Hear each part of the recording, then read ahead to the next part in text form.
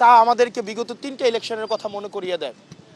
আমরা প্রশাসনের যে আচরণ, সেই আচরণ জুলাইয়ের পরবর্তীতে আমরা ভেবেছিলাম সেটির ইতিবাচক, সেটির পরিবর্তন হবে।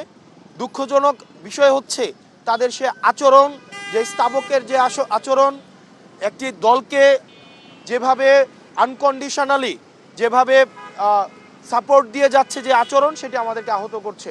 এভাবে যদি চলতে থাকে তাহলে এই সরকারি অর্থ অপচয় করে এই নির্বাচনের কোনো প্রয়োজন নেই।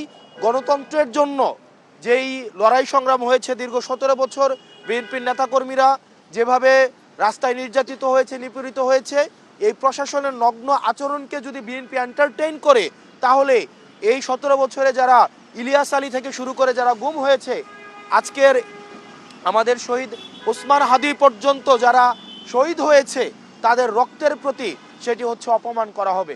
সেজন্য বিএনপিকে গণতন্ত্র যদি রক্ষা করতে হয় তাহলে এই প্রশাসনের নগ্ন আচরণের তাদেরকেও প্রতিবাদ জানাতে হবে।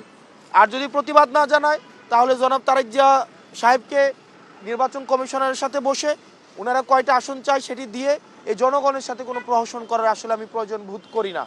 ডিসিরা, এসপিরা নগ্নভাবে এই নির্বাচনে হস্তক্ষেপ করছে। আমরা এই হলফনামা বাছাই থেকে শুরু করে আমাদের আজকে পর্যন্ত আমাদের এই তাদের যেই প্রশাসনের যেই বায়াস যে আচরণ, সেই আচরণ নির্বাচনকে কতটা নিরপেক্ষ করবে সেটিতে আমরা সন্দিহান। এবং এই যে আমাদের আজাদির যে যাত্রা, সেই আজাদির যাত্রাকে আরও দীর্ঘমেয়াদী করবে বলে আমরা মনে করি। সেজন্য সরকার থেকে শুরু করে নির্বাচন সংশ্লিষ্ট প্রত্যেকটি কর্তৃপক্ষ, ছাত্র জনতা এবং যারা ভোট দিবে তাদেরকে সচেতন হতে হবে।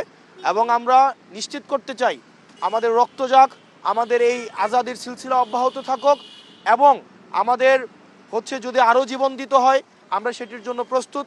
কিন্তু আজাদি, চূড়ান্ত আজাদি না হওয়া পর্যন্ত এই আমাদের লড়াই অব্যাহত থাকবে।